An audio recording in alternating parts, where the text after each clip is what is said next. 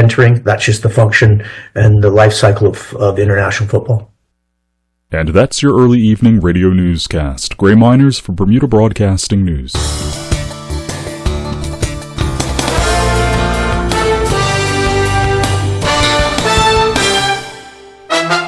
And the weather brought to you by BF&M. BF&M would like to share an important message about underinsurance. When's the last time you thought about your home insurance value, also known as your sum insured? If the answer is never, or even several years ago, you're likely at risk of being underinsured. Underinsurance occurs when your home is insured for the wrong amount. How does this happen?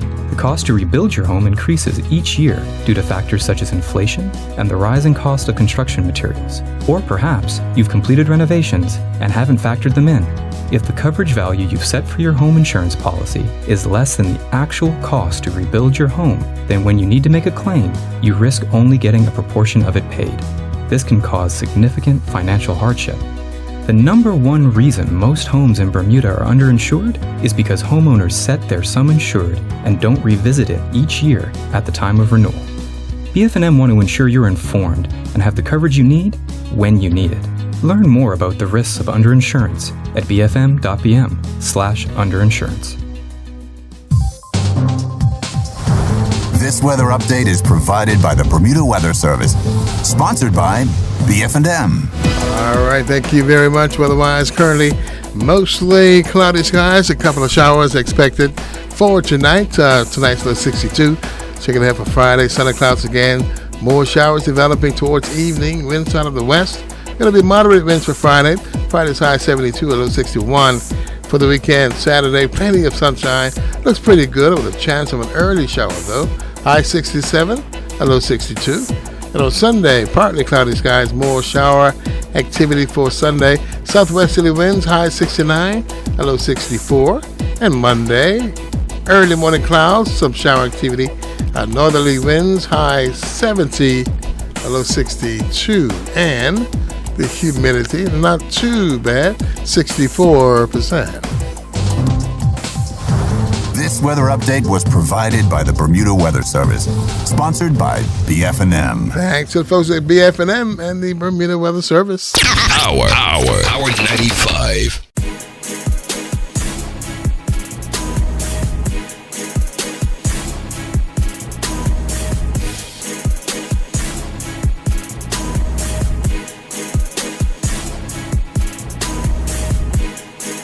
It is now time for a motion to adjourn with MPs Chris Famous and Dwayne Robertson.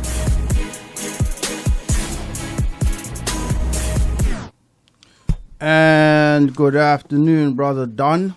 Hey, man, how's it going? I'm blessed. You're Afternoon back. to the Yes, yeah. MP Miracle Child who's not here right now. And most of all, good afternoon to the people of Bermuda who are tuning in. Let me list them in geographical order. Yes. Mrs. Selena Simmons, my cousin Gina Vade, Mr. Well, he knows he is. That's the last saying name is that person I just called. Mr. Williams at BIU gas station, and Miss Lisa Can Talbot, who got me addicted on her mama's loser cookies. And so many others that listen in every week faithfully to Motion to Adjourn. I was at having tea somewhere the other day. This lady was just staring at me, and I didn't know her. Then I spoke. I said, "Good afternoon." She said, "Oh, I just wanted to hear your voice to confirm that's the voice I heard on the radio." So yeah, good afternoon to everyone. We want to start off today giving condolences to some persons in Devonshire who have passed away over the last couple of days, last couple of weeks. And I want to start off with Mrs. Sandra Smith, who was originally from St. George's, but moved to Ponciana Estate in Devonshire. And her house, her whole family, let's just say, let me start for her house. Her house remained light blue, so her whole family is St. George's through and through. You hear that? You hear that? Everybody hears that, right? Yeah. I'm listening. Blue. Light blue. Yeah. So she passed away recently. I want to give condolences to her family. Mr. Ronald De Silva of Suzette State, he passed away recently as well. Some people may know him from Wearing Blue, Mr. Alexander Arnfield. Old school people would know exactly who that person was. He wore blue and blue as well. And one of the founders of the PLP passed away this week, Mr. Eldridge Eugene Woods. You'll hear more about him as by next week come. But Mr. Woods, I have known him 40, 50 years. I am good friends with one of his sons, Paul. And Mr. Woods was not just a founder of the PLP, but other institutions. He was a member of the Progressive Group, the group that helped to break racial segregation in theaters. He is also a founder of the Bermuda Lawn Tennis Association, and some other stuff that will come out in the newspaper. But I want to give thanks for his work for putting things in place for my generation. Okay, moving on. This Sunday up at Lord Somers Isle, for those who live in the West, this is the lodge right next to Arnold's on Hawk Bay level. They'll be having a codfish breakfast, all determines, and only $15. That's from 8 o'clock this Sunday at Lord Somers Isle. And I want to give thanks to those that came by. Was starting something every month in Devonshire. We had a community clinic right outside on the roadside where the people can see us and stop by on community clinic this last Saturday from 10 to 12. Those that came by, we want to thank you all for coming by and let you know. We will let you know when the next one is going to be after Easter, because we know people are going to be all busy leading up to Easter. And with me in studio today is a young man who is no stranger to the media, no stranger to Smiths, no stranger to Devonshire. I'll allow him to introduce himself. Well, thanks for having me, MP Famous, and just piggybacking off what you said, it was thank you to everyone who did come out on Saturday at the community clinic. A lot of good discussions and connections with our constituents. My name is Shomari Talbot-Woolridge. I am the current chairman of the PLP Youth Wing, Progressive Minds, and I was also the candidate that contested Smiths West in the last election. But now that the election is over, we have a lot of work to do for the next election. So it was great to be out on Saturday with MP Famous, of course. And thank you for having me here today, gentlemen. Yeah, so today's show is titled Generation Next. So we're going in a few minutes, we're going to be speaking with not just Shomari Talbot-Woolridge, but a young man from the Cayman Islands, getting right back into our groove of territories talk, of speaking with people from other islands so we can hear what's going on in those islands and they can hear what's going on here. His name is Hunter Walton. I'll be getting him calling. He'll be calling in another few minutes. But before we do that, we just want to let Shomari talk for a few minutes about Progressive Minds, because this is all about the next generation of leadership in Bermuda. Yeah, so Progressive Minds is like I said before, is the youth wing of the Bermuda Progressive Labor Party. The youth wing has been very active in the last year and a half. Before that, we weren't as active as we should have been. But with the new iteration of the youth wing, new members that have been interested and stepped up and joined the executive team and been members of the organization, we found a resurgence of the youth wing. And right now, we're gearing up to post-election to get back into our normal production of things. We have an event on Tuesday talking about voter absentee ballot and wider electoral reforms. That will be on Tuesday at Alaska Hall at 7 p.m. And then with the current iteration of the youth wing, the current executive term coming to an end, we will have our internal elections on the I believe it's the 25th of April. Yes, the 25th of April. the 8th of April. That will be the branch election. So we are gearing up to get back into our normal swing of things, especially post-election. Everybody was working in their branches and whatnot. And, of course, with Progressive Minds, we did help out with registering young people to vote.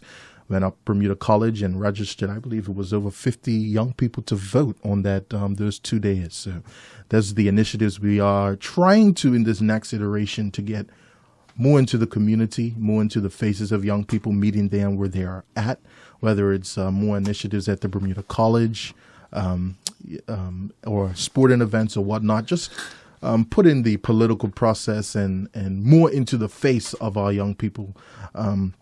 So that's the things that we are looking forward to do.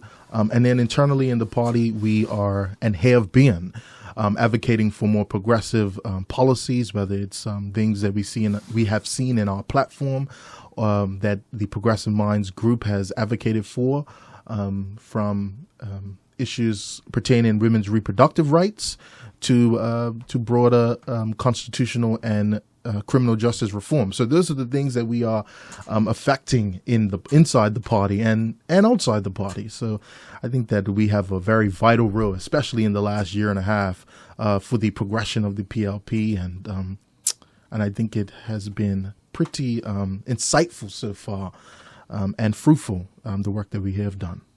Okay, I want to say this because tying back into the last election. You spoke on two things that are very, very vital for us as a country going forward.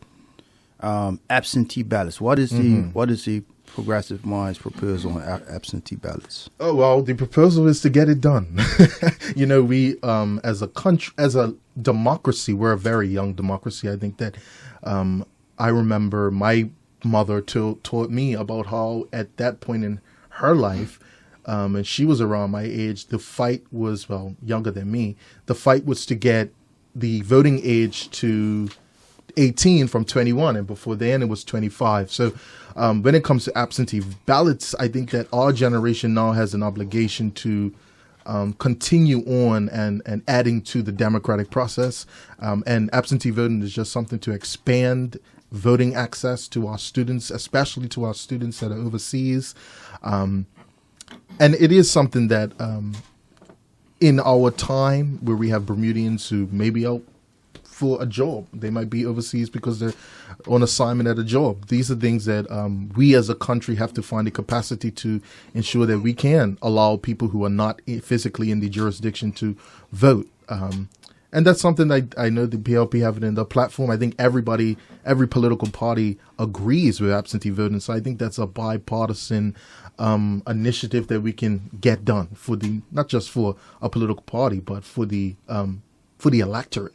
So do you all see it as simply just for students or overseas, or do you think it should be expanded to all Bermudians who are living overseas? Because therein lies the sort of moral question. Because if you're actually living overseas, then you're now actually no longer a resident of Bermuda, right? Yeah, and you have people who are Americans who live overseas and they haven't been in the United States for a very long time, and they're still able to vote. Is that something that we want to replicate? I don't think that someone who's lived away for 20 years should be able to vote in Bermuda. But that is the things that we're going to have to sort out. Of course, I think students and people who are, like working in the London office or the Brussels office, they should automatically be able to get the absentee ballot in order to cast a ballot. But it is that nuance. How long, if a Bermudian has been away for 20 years, like I said, do we still feel that they should be allowed to vote versus a Bermudian who works at a hotel and the hotel sends them on assignment to another's hotel? Do we want them to vote? So it's I wouldn't say we have an official position to say who can and who cannot. I think that it's something that we have to work out as a country, really, and the lawmakers, of course, have to work that out. Who's going to be allowed to vote if we do have the absentee ballot? Is it just going to be students and diplomats, or are we going to allow a Bermudian who's lived in the UK for 20, 30 years to vote? That's what we're going to have to work out. Yeah, because one of the, I think it's well worth the debate, because, and it's interesting, it ties in with our conversation with Hunter is because in the Cayman Islands is one of the few islands that actually have absentee ballots for persons. So when he comes in, we'll get from him whether or not it's just for students or it's for all Caymanians that live abroad. One of the things that every election cycle brings about, there's debate on the normal topics, blah, blah, blah, racism, sexism, this, that, and the other. And every election cycle brings about a new topic or new topic, whichever way you want to put it, that actually people start sinking more of their teeth into, right? So in 2017, the big issue then was status, which is not a new topic, but it was an issue. The airport. 2020, the issue was on the COVID, right? Vaccination. Exactly. It's not new, but it became an issue. It became the hot button issue, yeah. In 2025, the hot button issue was absentee ballots, right? Or the right to vote. And like you said, it's not an issue that just came up. It's just an issue that we are really highlighting for the first time. Right. So, so the point I'm getting at is that this is something that is worth having a show just on that, because it's important to not just talk about the dynamics of it, but to get the feel of, we're politicians, right? So we can't just operate in a vacuum and say, well, this is what I feel. It's important to get the feel of the actual people. Electorate, yeah. Because we have 45,000 people on the voters list, right? I guarantee 5,000 of those people live abroad, but they're still voters, right? They still have family in Bermuda. So we know how Aunt Hager's children are, right? That boy Shomari was on the radio. I heard him while I was all the way in London. I don't want you to vote for him because he said that I shouldn't get to vote. you understand what I'm saying? I hear you. They may not vote, but they could, in a family Influence, chat group, they could influence others to vote one way or the other, right? And we have to be cognizant of that. There are 300 plus million Americans, right? I don't know, let's just say 3 million live abroad. There's still a lot, right? Yeah. That's only 1%. 45,000 over, 5,000 over 40,000 is almost 10%. So you can look at Jamaica, they got a third of the diaspora lives abroad, that could swing an election. Right. You got Jamaicans in New York and London and all over the world. Right. So, these are things that we have to look at because you can't go further into the 21st century saying, well, there's no secure way for you to vote from abroad. People order from Amazon from abroad every day. Exactly. Like Bermudians are on, live online, right? But anyway, let's digress. Let me not digress. The other issue, which all politicians, all political parties should be cognizant of, is that this last election was a low turnout, and especially low amongst young people, younger persons. I say younger, 30 to 18 to 30, right? And all of us, no matter what side of the fence you're on, there's like 4 different sides of the fence now. No matter what side of the fence you're on, you have to be concerned as, okay, why did I'm using the word, 1/3 of the electorate didn't show up, right? 1/3, I mean that age demographic. Some are away, some are whatever. But when we break down the numbers of people who are not even registered to vote, there are 45,000 registered voters in Bermuda. There are actually Bermudians who are 18 to whatever. Yeah. There are over 50,000 eligible voters, right? And the biggest demographic that's not even registered to vote is what? Young people. Young people. So I applaud what you all did up at the college, and I think what should be emphasized is to do this, not just do it quarterly, because even if you get 20 today, 15, those people are old. They're going to be registered for the rest of their life. They never have to register again. They just might have to change where they're registered to, but they'll never have to change being registered. Well, I'll go a little further because this is something I discussed before. You go to TCD you get a license when you're 18. You check off you want to be a donor. It should be another box to say I want to register to vote. And that could be an automatic voter registration for people when they go 18. Well, that's something that we could bring up to the minister of the cabinet, who actually is the one who liaises with the parliamentary registrar. So, so that's just an idea that we can do to incentivize people to vote. It's just an easy thing that we can do as the government. We all know people go 18, they're either going to get a bike license or a car license. When you go there, simple form, tick out, you want to vote. I mean, those are the things that, in my opinion, incentivizes people to vote, and it also brings it makes it more visible that this is a part of our process, because a lot of the times people don't know about voting until it's election time. But if you're at TCD and you're reading that paper and you're saying, oh, register to vote, it makes you think a little bit more about the political, in my opinion. So I think it has a dual benefit, in my opinion. Yeah, because you're right. Because the thing is, when you are getting your driver's license, you got to put in your all name, that information that you all need the to pertinent, your name, your contact information, Address. your address. So wherever address you're putting in as your driver's license address, Exactly. is your address where you're voting, at least initially, right? Anyway, we have good afternoon, sir. How you doing? I'm good, Mr. Famous. How you doing? And good afternoon to you too, Mr. Shomari. Thank you guys for having me. Yeah. So we're at the bottom of the hour. We're gonna go to a quick break, and then we're gonna come back and get right into January. We're gonna go into a break, and then we're gonna come right back into Generation Next.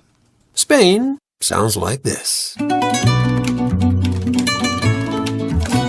But with a little Caribbean, it can sound like this.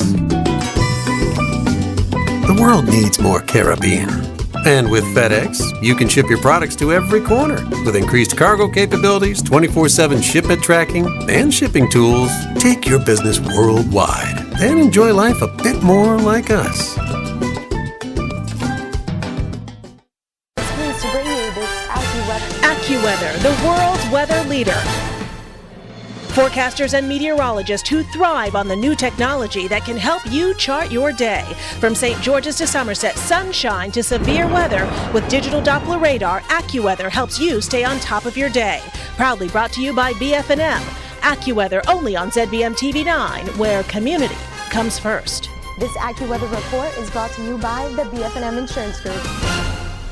Yes, and we're back. Before we go to Mr. Walton, I'm just going to read a comment that came in from someone. I won't call your name, lady. In order to get them interested, I guess you meant to say, young people need to be learning about the political process consistently all through primary, through senior school. Bring back civics class. Okay, sounds cool. Yes, and we have Mr. Hunter Walton on the line. Good day, Mr. Hunter Walton. How you doing? Good day, Mr. Famous. I'm great, man. Thanks for having me, and good day to you too, Mr. Shomari. Great opportunity, and I'm glad I'm here. Thank you for having me. So I'm not going to be doing much talking because it's about you as the young people. I'm just going to kind of play the moderator for the next half an hour or so. Just as a brief for those who don't know you, tell us, who is Hunter Walton? Everybody know who Shomari Talbot-Woolridge is. Well, yeah, like you said, my name's Hunter Walton. I'm a 28-year-old Caymanian, running as an independent candidate in the upcoming general elections for the Cayman Islands. Growing up in Cayman, being such an amazing place as it is, things have been getting more and more difficult, especially for our young people. So I decided to take a stand, for justice, and I'm standing as an independent this time around, and hopefully we can get some good work done for the people of the Cayman Islands. We've been waiting a long time for it. Okay, and for those, which constituency in the Cayman Islands are you running in? I'm currently running in the constituency of Georgetown West, which is in Georgetown, our capital. That's where I was born and raised, and that's where the community that I intend to look after are. So, yeah, Georgetown West. And how many constituents are in Georgetown West? Registered voters, we have about 1,200. But, of course, we have similar problems as Bermuda. Registering our young people, and also a lot of absentee ballots. I heard you guys talking about the absentee ballots. We do have a lot of young people overseas, Caymanians living abroad as well. But yeah, for the most part, we currently have 1,200 registered voters.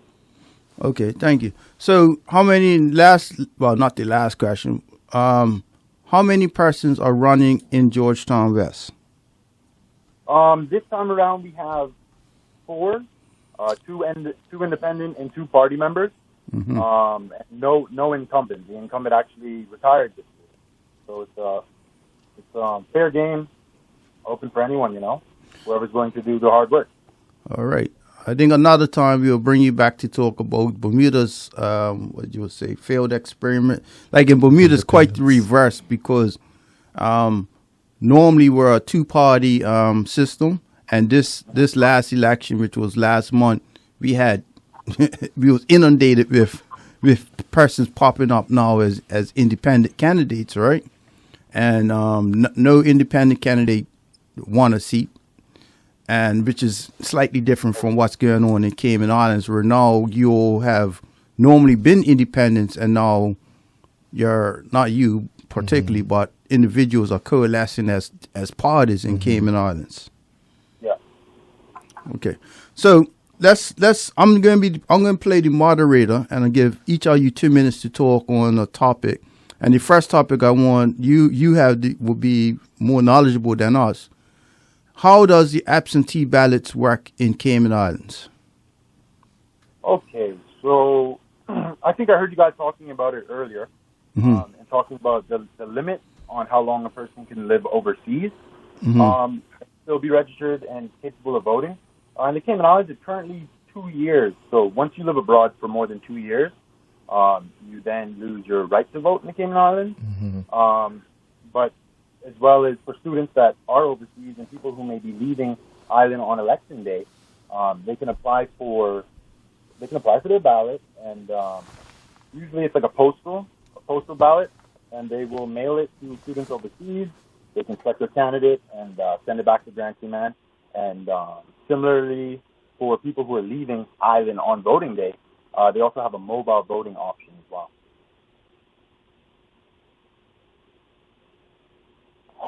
Okay. Hello? Yes. Okay, great. So Shomari, your turn. What do you propose, not propose, well, how you think that absentee ballots should work in Bermuda? I think that I think that we have to move to a more, I'm not keen on mail-in ballots. I think that is I don't want to say a slippery slope, but I think that is a area that we can run into problems with. I think it has to be electronic. I think that's the best way to do it, is do it electronically, especially because, number one, if you're mailing ballots, when are you going to get the ballots back? You want to get it before, on election day, ideally. So that would be one issue. And then also when you mail ballots, it's just the logistics of the mail that raises question marks. I would want to do it electronically. That would be my proposal. Yeah, Okay. I agree with you. And I mean, it's reasonable concerns. So I have a question for you. So when you guys, when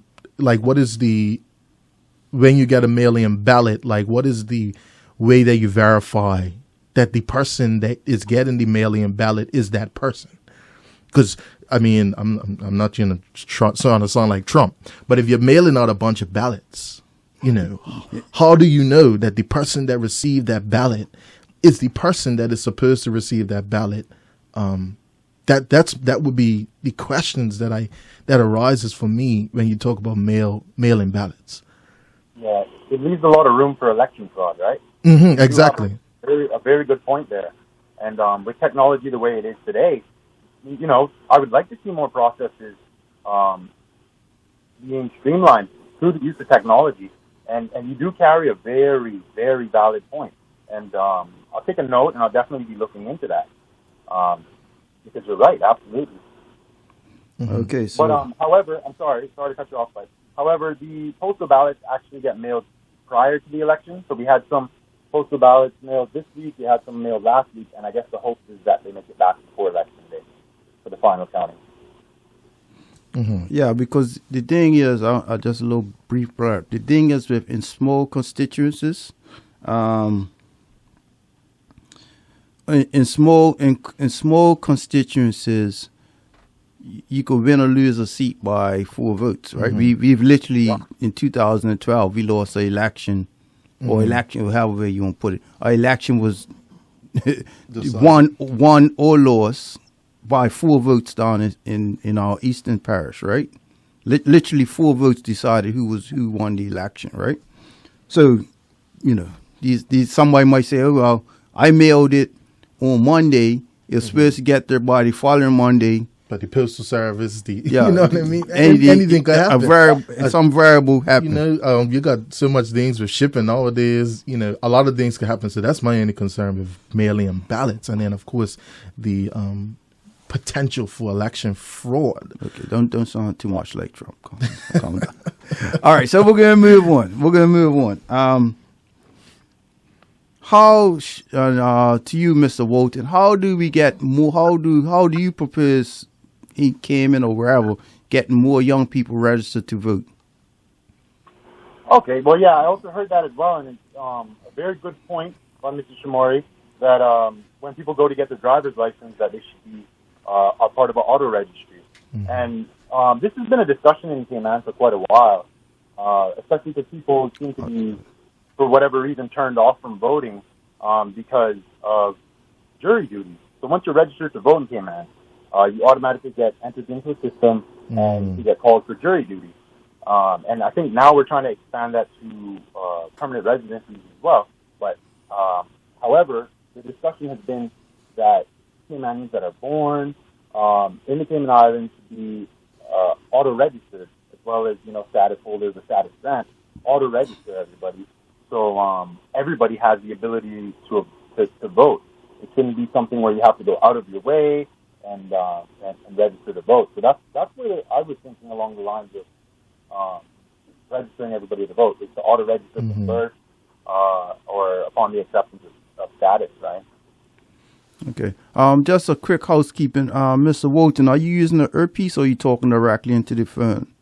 I'm talking to the phone, but I was using the speaker, I'm sorry. All right. Look, if you can talk directly into the phone, because some of the listeners, not myself, but listeners of the radio saying they can't hear you clearly. So if you could put the phone right up to your earpiece, that'd be a lot better. Okay, yeah, I got it now, so it should be better, right? Yeah, you're a lot clearer. So, Shomari, over to you, Mr. Ward. How do you propose increasing the amount of young people registered to vote?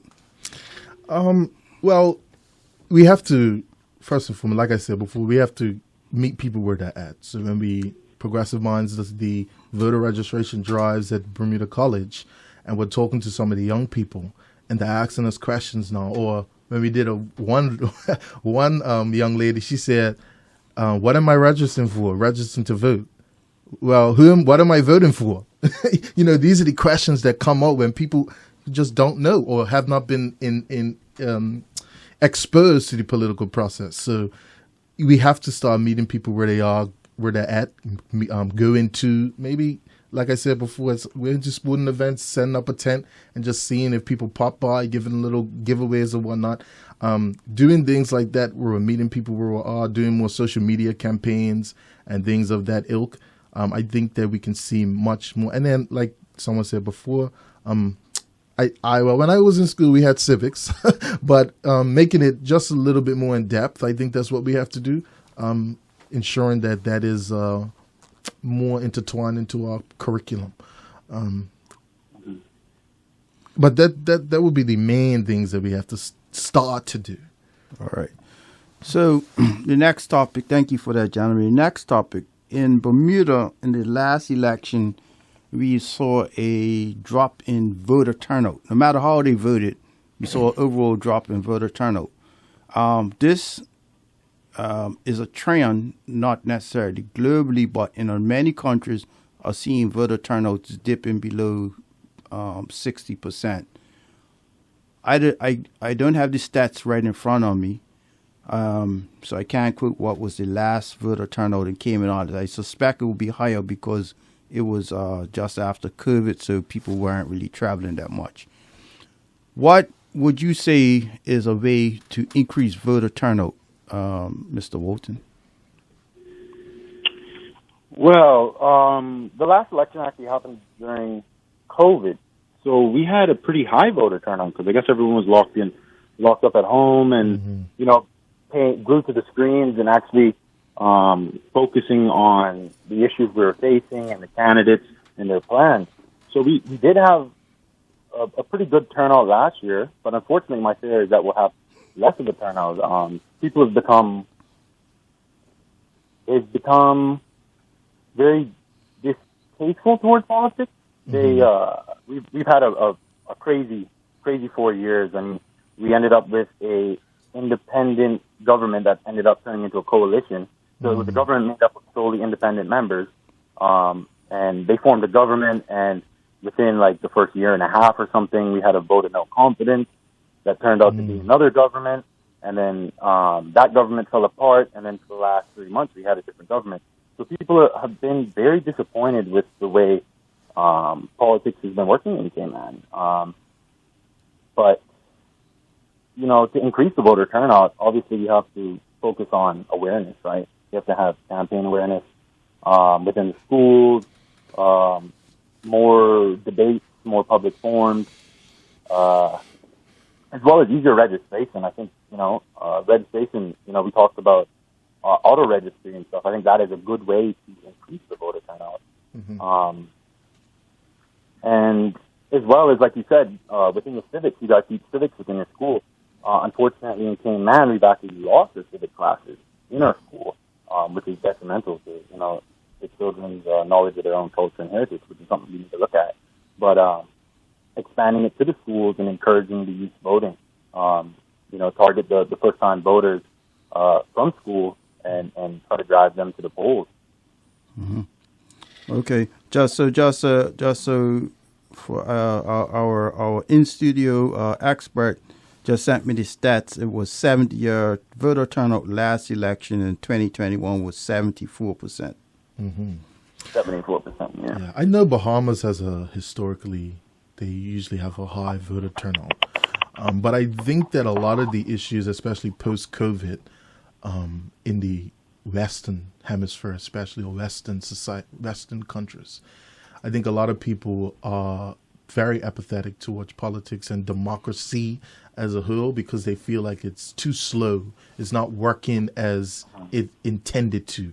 And I think that's why a lot of people are embracing figures like Trump, who are just brash and will destroy everything to really to no end. I think that we have to, the trust in the institutions have eroded tremendously, especially when it comes to young people. When we look at certain institutions and things like, well, that doesn't benefit me, that's not helping me, so we just want to throw it away. And I think we have to rebuild that trust in the institutions, in the, a lot of people don't even know how things work. So if you don't know about how things work, you're not going to trust it. You're not going to want to engage with it. And I think education, like Hunter said, education's a big thing. More public discussions and forums and meeting people where they are, putting it in their face. Because like I said to yesterday, Monday it was, if we don't do politics, politics is going to do you. If you don't take a stand and advocate for the things that you want to see, then whoever else, what they want to see, they're going to make sure that their ideas and their initiatives they want to see, they're going to push it through. And we have to ensure that we're filling that void and pushing back on the counter narratives or the people who want things that may not benefit us. We have to push back on that because if we don't, nobody's going to do it. So we have to advocate for ourselves and push through what we want and actually engage with the system. And even if you want to change it, engage with it so you can better understand it, so you can better change it instead of just wanting to throw your hands up and say, I'm done. I don't want to do with politics. All politicians are, bad people or whatever. We have to start getting that trust back that people need to have in the institutions, democratic institutions especially. All right, so let's move on to some of the issues. Thank you for that, Shomari. Let's move on to some of the issues that are affecting both Cayman Islands or the Cayman Islands and the Bermuda Islands. So what a lot of people don't know, people may say we are called Bermuda, but officially we are the Bermuda Islands because we're actually like 240 islands, right? Something like that. So tell us about the housing situation in the Cayman Islands. Housing. That's a big one. It's a big one. I mean, housing's just become unaffordable for the average Caymanian. We had a huge increase in the influx of foreign investors and foreign homeowners and property purchasers during COVID. So what you ended up seeing was, prior to COVID, the price is half of what it is now. And we've developed a global brand for luxury housing. So what you see all too often, and development's a huge problem in Cayman right now, it's become rampant, is you're seeing just far too many luxury housing and condominiums going up, and no one is taking the effort to even consider developing affordable housing. So the government has taken it on completely, and they'll never match the demand for the affordable housing in Cayman the way that they're going now. And I'd like to see, in the past, we've given concessions to luxury developers, which is a shame, and that was by one of the parties that are still running and previous governments. They were giving away concessions when Cayman didn't need to, and they were inviting these luxury developers, and now the place is just full of high-end luxury homes. And what I'd like to see is, the possibility of public-private partnerships, where the government maybe partner with some of these developers and then offer the subsidies through a transparent way to reduce the building costs and provide affordable housing for first-time Caymanian buyers and Caymanians in general. Another thought that I had on this was to also offer these subsidies and this partnership with small construction companies.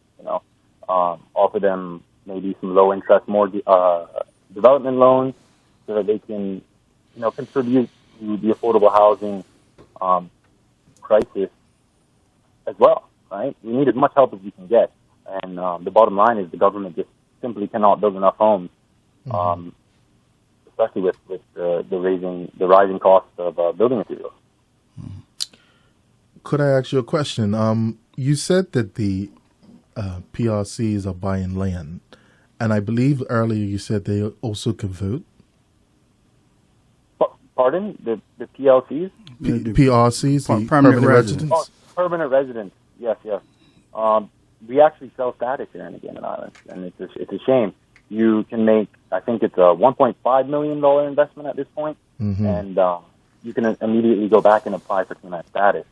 So what we're doing is we're attracting the wealthy into our country, and it's a small island, so limited supply of land, and we've ended up attracting millionaires and billionaires that have come here, and they've just outright purchased as much land as they can get their hands on without a limit. So it's basically a gentrification of the islands. Absolutely. It's a full-scale gentrification of the island and Caymanian people, and unfortunately, it's big money politics here in the Cayman Islands. So, these big parties, they'll come around with, the nicest suits and the biggest talk, and then they always have some sort of hidden agenda that continues to drive it, And it's become a serious issue, immigration, We're looking, and I'm hoping to somehow put a temporary pause on the permanent residency and status grant until we can reassess the situation and open it back up. But what we're having now is we're having people who are, like I said, purchasing status, or we have a point system where people literally walk dogs and get points, or they have a high school a degree, a college degree, or a certain amount of savings, and that goes towards their points, and get some fast track into PR. But the problem with that is that it's lacking any integration requirements.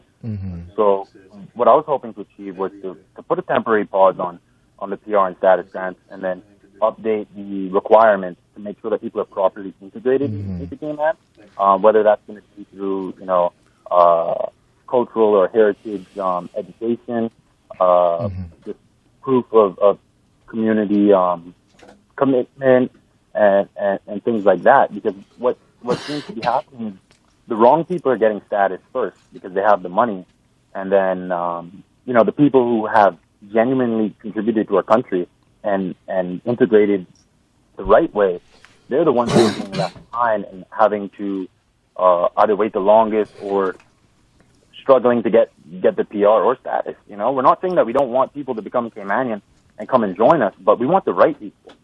So that's become a serious issue in Cayman.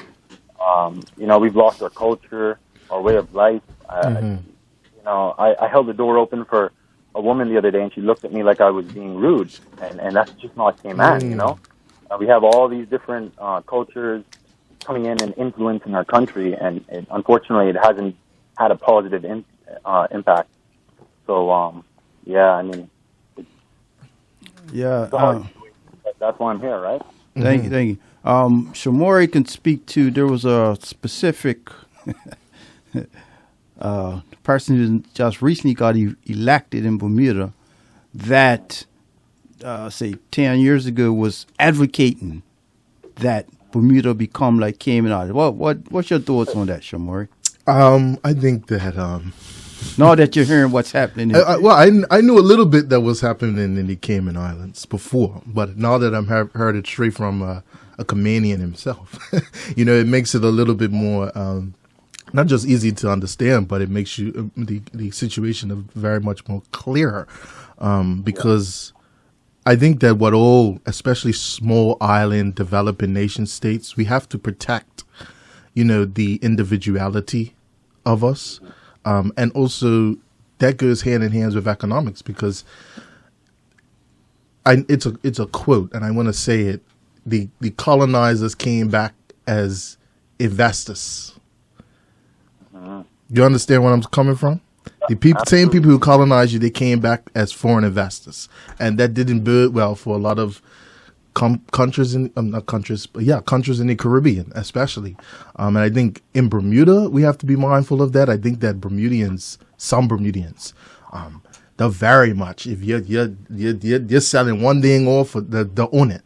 And then I think some people they do want to see us attract, but it has to be a balance and a nuance and safeguards and guardrails in place to ensure that we can bring in foreign investors, but you don't run the place.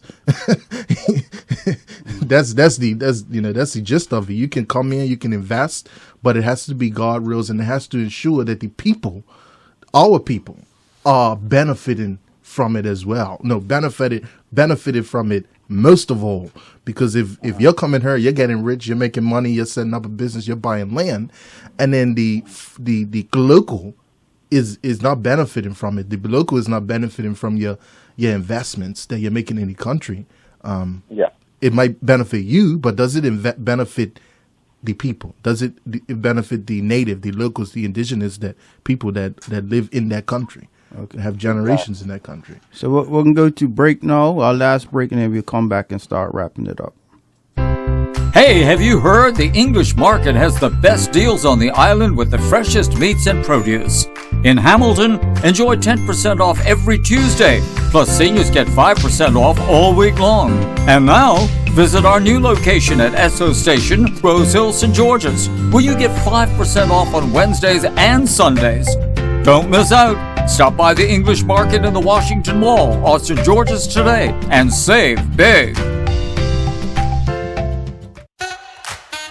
Hello everybody, Bruce the Beverage Man here with a reminder to stay safe and tune in to Power 95 every Wednesday at 8:20 a.m. That's when I'll be talking to Miss Thing. And maybe, just maybe, I'll be somewhere near you giving out free Welch's Juices and the Wednesday edition of the Royal Gazette. Every Wednesday is Welch's Wednesday right here on Power 95.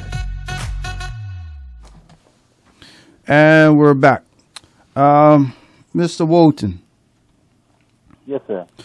As I said to you when we had our online conversation, is that whether you're successful or not in the election, it's not, to some extent, yeah, everybody wants to win. Nobody runs as a candidate wanting to lose.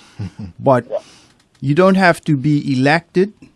You have a lot of people, as you've seen in all of us seen in our countries, a lot of people get elected, but they aren't necessarily leaders. And conversely, you don't have to be a leader to be elected. So I say this to you as a young man, that when I add up both you and Shomari's age, you still don't equal my age. So I'm old enough to be your daddy twice over. But anyway, the point I'm getting at is that as the next generation, or my term, Generation Next, what I want you all to both do is to continue advocating for what is best for your generation. What was best for my generation may slightly differ what's best to your generation. So I just encourage, as we close up, I encourage you to continue to advocate for your generation of Caymanians, right? And this, any closing remarks? Well, I just wanted to say, to Shomari's point,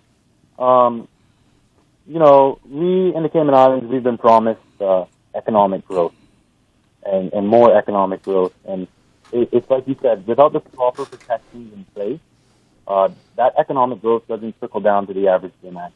And that's what's happened here in the Cayman Islands. We praise ourselves on economic growth. And, I mean, our government does have a lot of money. But the money isn't trickling down into the hands of the average Caymanian. And when I say that, it does trickle down to a Caymanian, but the Caymanian that it's trickling down to is the investor, the one that has already purchased the status.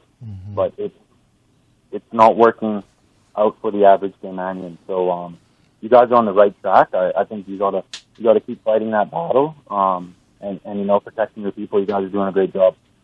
If you had some candidates like yourselves, you know. Over to you, Mr. Thank you, Mr. Walton. Over to you, Mr. Talbot-Woolridge. Well, thank you once again for having me, Mr. Famous, MP Famous, and thank you for joining us, Hunter. And I'll just remind everybody once again that Progressive Minds will be having our forum on election reform and absentee voting on Tuesday, March the 25th, and we'll be having branch elections on April 8th. Both will be held at Alaska Hall, so please come out and join us as we continue on. And this is, of course, for our young people to come out, 35 and under, if you want to get involved in the political process and learn some things as well.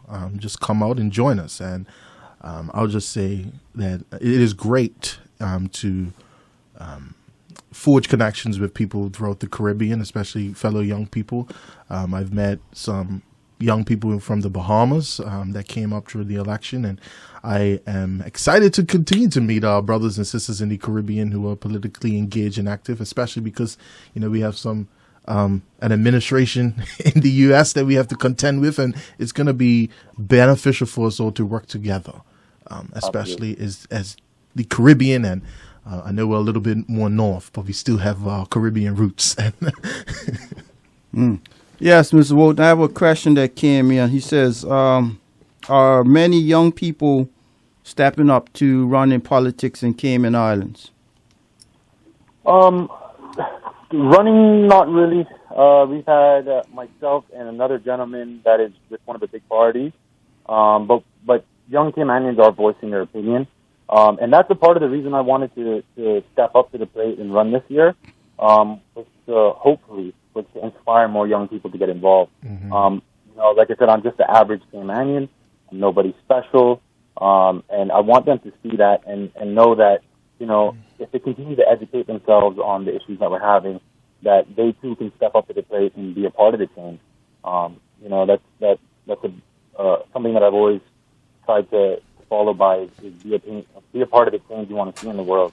Mm-hmm. So, as I've opened my mouth and I've been more politically involved, other young people are getting more engaged, and that our young people are our future, right? So that's the hope, and that's what we're trying to achieve. Anything right now. All right.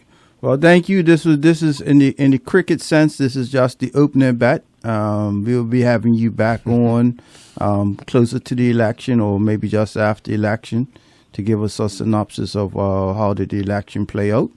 All right. Mm-hmm. Maybe you might be busy. You might be MP Walton. I don't know. You might be like, nah, bro. Talk to my PS. But once again, thank you. And if you get a chance to tell Mr. Billy Adam, I tell him I love him. Thank you for always being there for me. To Shomari's point, we are way far north, but we are no different from any other Caribbean island. Just in Turks and Caicos Island, which is another sister overseas territory, the name Talbot is actually very common down there. And we'll get into why that is. But yes, to the people tuning in far and wide, my mate over in England who always listening in, hey, cheerio, mate. To my mentor who just gave me the thumbs up on WhatsApp, he says very informative. He listens in every week, and he says, "Well said. We are prime real estate. Trump's France." Right. Tomorrow is actually in all fairness to my co-host, who is actually an opposition MP. The OBA. Tomorrow gives their reply to the throne speech, which basically gives their version of what they would do to make it better for Bermuda. So tune in tomorrow. It should prove very informative. And for those who live up west or close to the west, on Sunday morning, go up to Lord Summers Isle, which is right next to Arnold's on Hawke Bay level. Get yourself a nice codfish breakfast for only $15. And yeah, Brother Don. Yes, sir. Another one in the can. It seems like. And thanks again, Walton, Hunter. Sorry. All right, thanks for having me, man. Appreciate it. And Shomari, good talking to you, man. I hope you can. Good luck, and it's been a pleasure speaking with you. And my mate from England says, "Hello, mate." gotta love our listeners. And to my cousin Gina Reed, I love you, Gina. All right. And next week we'll have a wrap up of what the OBA had to say next week. Well, we might have some guests, but stay tuned and we'll see you. Well, we won't see you because it's radio. We'll talk to you next week.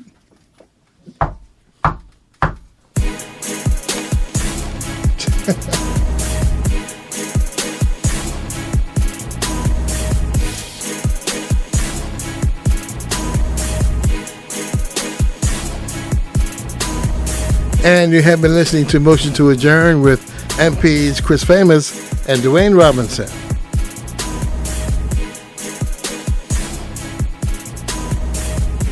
You're locked to Power 95, Bermuda's big station at 94.9 FM, a Bermuda Broadcasting Company station. Hey, Bermuda.